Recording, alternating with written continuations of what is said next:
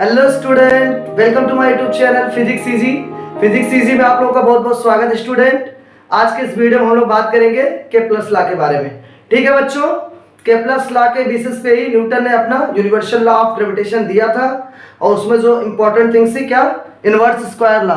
जो न्यूटन ने बोला था कि जो फोर्स होता है इनवर्सली प्रोपोर्शनल होता है square of the distance between the two masses, ये न्यूटन सर ने बताया था। ये कहां से आया था इनवर्स स्क्वायर लॉ, इसको भी हम लोग आज इस वीडियो में जानेंगे। ठीक है बच्चों, तो बहुत इंपॉर्टेंट वीडियो है, लास्ट तक बने रहिएगा, खूब मजा आएगा।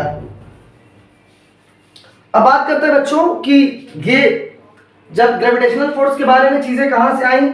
सबसे पहले जो साइंटिस्ट थे उन्होंने बताया था कि जो हमारा अर्थ यूनिवर्स के पूरे यूनिवर्स के किसी एक सेंटर पे स्थित है, सिचुएटेड है, स्थित है।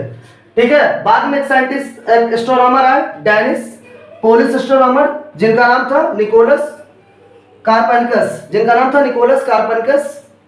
इन्होंने 1543 में 1543 में बताया कि जो हमारा सन होता है सेंटर पे होता है और सन के चारों तरफ ही जितने प्लैनेट्स है क्या सब चक्कर लगाते रहते हैं।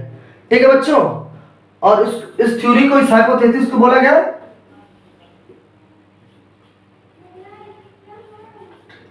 Heliocentric hypothesis. इसको बोला गया हेलियोसेंट्रिक हाइपोथेसिस बताया। ठीक है बच्चों, इसके बाद एक डेनिस एस्ट्रोनॉमर जिनका नाम था टाइको ब्राही। इसके बाद एक एस्ट्रोनॉमर है डेनिस एस्ट्रोनॉमर जिनका नाम था टाइको ब्राही। इन्होंने क्या किया, 20 साल तक मेहनत किया। 20 साल तक मेहनत किया, क्या लिया, सेक्सटेंट का यूज किया और कंपास का। किसका यूज किया, सेक्सटेंट और कंपास का यूज किया। और क्या क्या, बहुत एक्यूरेट मेजर किया, डिस्टेंस के बारे में बताया कि हमारा अर्थ से सन की डिस्टेंस इतनी है।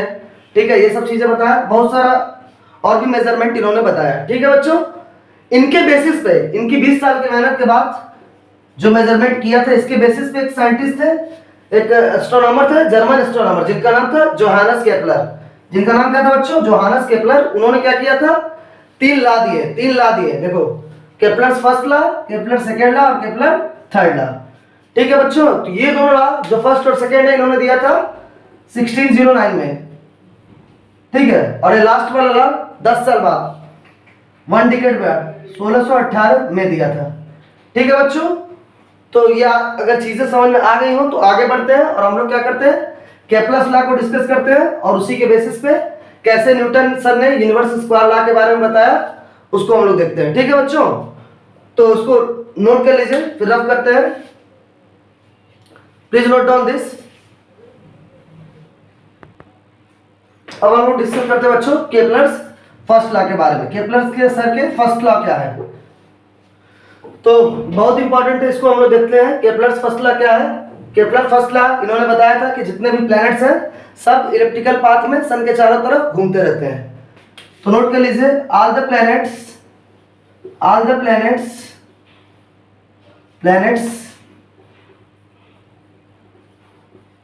moves in a elliptical path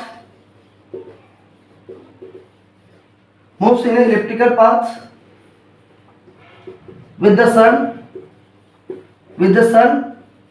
at one of its focal. और सन क्या, किसी एक फोकल पे क्या होता है, स्थित होता है। ऐसा हम बात करें, ये हमारा इलिप्टिकल पाथ हो गया प्लैनेट्स का, ऐसे बहुत सारे पाथ हैं। और यहाँ पे क्या है, पर्टिकुलर किसी एक फोकल पे क्या हमारा सन है, सन यहाँ पे है। और जितने भी प्लैनेट्स है क्या, सब इलिप्टिकल पाथ में क्या होता है, चक्कर काट रहे हैं। ठीक है बच्चों, तो ये हमारा क्या था, फर्स्ट लॉ है। दूसरा लॉ देखते हैं क्या कहता है, सेकेंड लॉ। ये हमारा फर्स्ट लॉ था, अब सेकेंड लॉ देखते हैं बच्चों। सेकेंड लॉ क्या कहता है, come to the second law. Second law क्या कहता है बच्चों, सेकेंड लॉ कहता है the line joining between the sun and planets, the line joining between the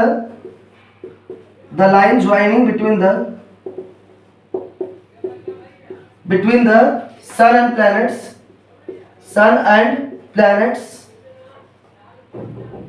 sweeps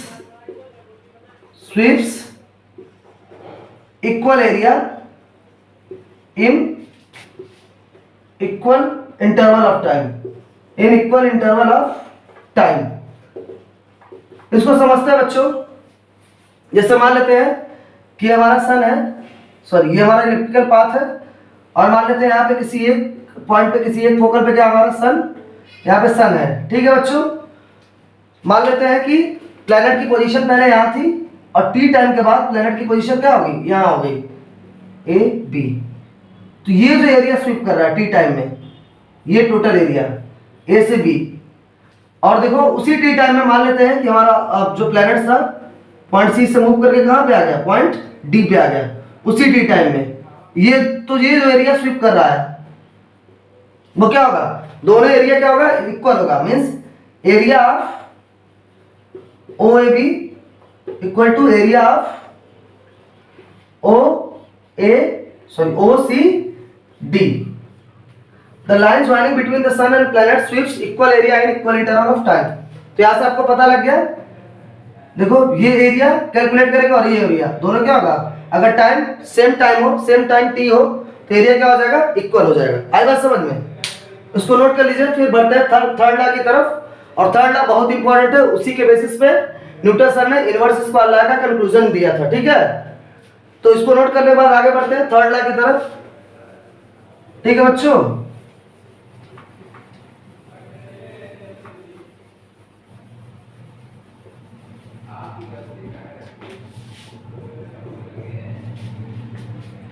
third law देखिए क्या कहता है, थर्ड लॉ को नोट कर लीजिए अच्छे से। क्या कहता है थर्ड लॉ, थर्ड लॉ दिया था इन्होंने 1618 में, 1618 में केपलर सर ने दिया था थर्ड लॉ 1618 में। थर्ड लॉ, इस थर्ड लॉ में इन्होंने क्या बताया था, थर्ड लॉ में क्या बताया था, the cube of mean distance, the cube of mean distance between planets and the sun, between planets and the sun is directly proportional, is directly proportional sun is directly proportional to its मतलब its orbital, directly proportional to its orbital time period. किसके proportional है, orbital time period. Planet कितना time लगा रहा है एक चक्कर complete करने में, ठीक है बच्चों। यहां से क्या लिख सकते हैं, cube of mean distance, means जो आर क्यू है डायरेक्टली प्रोपोर्शनल किसके है, टी स्क्वायर के, जो टाइम पीरियड रख रहा है एक चक्कर कंप्लीट करने में। या फिर यहां से लिख सकते हैं R cube upon T square equal to क्या लिख सकते हैं, कांस्टेंट। ये हमारा थर्ड लॉ बहुत इंपॉर्टेंट है, ठीक है बच्चों, इसको नोट कर लीजिए। फिर आगे बढ़ते हैं, उसके बाद जानते हैं न्यूटन ने कैसे गेस किया अपना इनवर्स स्क्वायर लॉ को, ठीक है बच्चों। तो पहले इसको नोट कर लीजिए, फिर बढ़ते हैं आगे। अब बच्चों देखते हैं how did Newton guess inverse square law, how did Newton guess inverse square law. Newton sir ने इनवर्स स्क्वायर लॉ के बारे में कैसे पता किया, कैसे बताया। तो केपलर्स लॉ के 100 साल बीत जाने के बाद, जब केपलर्स लॉ के कितने साल हो गए थे, 100 साल, केपलर्स लॉ के कितने साल हो गए थे, 100 साल। 100 साल बीत जाने के बाद न्यूटन सर ने क्या किया था, एक कंक्लूजन निकाला। इन्होंने बताया था, न्यूटन सर ने कंक्लूजन निकाला और इन्होंने बताया था कि जैसे जैसे डिस्टेंस बढ़ता जाएगा, जैसे जैसे डिस्टेंस बढ़ता जाएगा, वैसे वैसे दो प्लैनेट्स, दो बॉडी के बीच में जो ग्रेविटेशनल फोर्स लग रहा है उसकी वैल्यू क्या होगी, कम होती जाएगी, ठीक है। ये किसने बताया था, न्यूटन सर ने बताया था। न्यूटन सर ने बताया था कि जैसे जैसे दो प्लैनेट के बीच का डिस्टेंस हम लोग बढ़ाते जाएंगे और डिस्टेंस जितना ज्यादा बढ़ेगी उतना उनके बीच का ग्रेविटेशन फोर्स क्या होगा, कम होता जाएगा, ठीक है। तो एक कंक्लूजन यहां से भी निकाल सकते हैं कि जो हमारा अर्थ है वो सन से बहुत ज्यादा दूर है, या फिर जो हमारा मून है वो सन हमारे अर्थ से बहुत ज्यादा दूर है, इसीलिए ग्रेविटेशन फोर्स थोड़ा कम लगता है। नहीं तो पास रहता तो क्या करता है, चिपका देता। आई बात समझ में, तो इस बात को अच्छे से समझिएगा बच्चों। अब देखिए कैसे इन्होंने गैस किया। इसके लिए क्या करते हैं,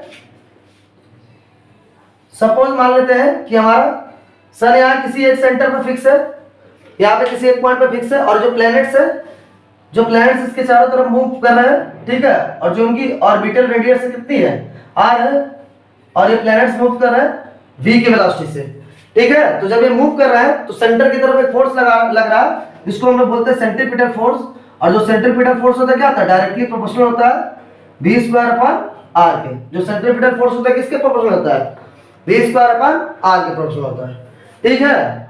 अगर हम पता लगाएं कि जो ये प्लैनेट्स मूव कर रहा है, जो प्लैनेट्स मूव कर रहा है इसका टाइम पीरियड क्या है, t है। If the time period of planet is t, अगर प्लैनेट का टाइम पीरियड क्या हो जाए, t हो जाए, तब देखिए क्या होगा, वेलोसिटी निकल के क्या आ जाएगी, 2πr/t, क्योंकि हमको पता है वेलोसिटी इक्वल टू क्या होता है, डिस्टेंस अपॉन टाइम। तो यहाँ से वेलोसिटी निकल के क्या आ जाएगी, 2πr/टाइम। या फिर यहाँ से क्या लिख सकते हैं, इसको मान लेते हैं इक्वेशन फर्स्ट। यहाँ से एक चीज और लिख सकते हैं क्या, v∝r/t। यहाँ से लिख सकते हैं बच्चों v∝r/t। इसको नोट कर लीजिए, फिर आगे बढ़ते हैं।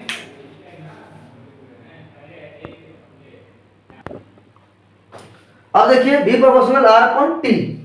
अब देखिए यहां से क्या कर सकते हैं, अगर हम इसका स्क्वायर कर दें, अगर हम क्या करें, इसका स्क्वायर कर दें, ठीक है, v²/r²/t², ठीक है बच्चों।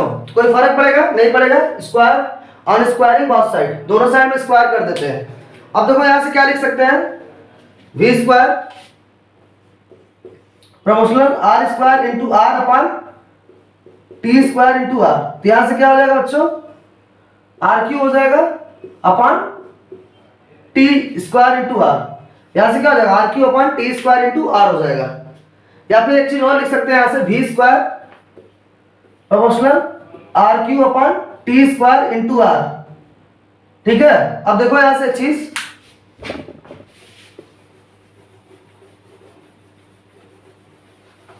क्वेश्चन नंबर फर्स्ट बच्चों ध्यान में रखिएगा, इसको नोट कर लीजिए।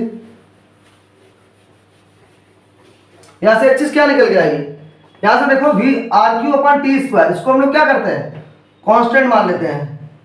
कहां से, Kepler's third law. Kepler's third law क्या कहते हैं बच्चों, कि जो हमारा r³ होता है डायरेक्टली प्रोपोर्शनल किसके होता है, t² के, ठीक है। तो यहां से v² क्या आ जाएगा, 1/r के क्या हो जाएगा, डायरेक्टली प्रोपोर्शनल हो जाएगा। और जो हमारा फर्स्ट इक्वेशन था क्या था, first equation f proportional v²/r। तो यहां से क्या निकल के आएगा, v² की जगह क्या रखेंगे, यहां से इक्वेशन सेकंड से और इक्वेशन फर्स्ट से v² की वैल्यू क्या रखेंगे, 1/r। तो यह प्रोपोर्शनल किसके हो जाएगा, 1/r के स्क्वायर के प्रोपोर्शनल हो जाएगा। मींस जैसे जैसे दो प्लैनेट्स के बीच का डिस्टेंस बढ़ता जाएगा, क्या होगा, उनके बीच का ग्रेविटेशनल फोर्स क्या होगा, डिक्रीज होता जाएगा। आई बात समझ बच्चों, तो इसको नोट कर लीजिए। ये था हमारा इनवर्स स्क्वायर लॉ और हमारे तीनों लॉस थे केपलर्स के, ठीक है बच्चों। तो थैंक्स फॉर वॉचिंग।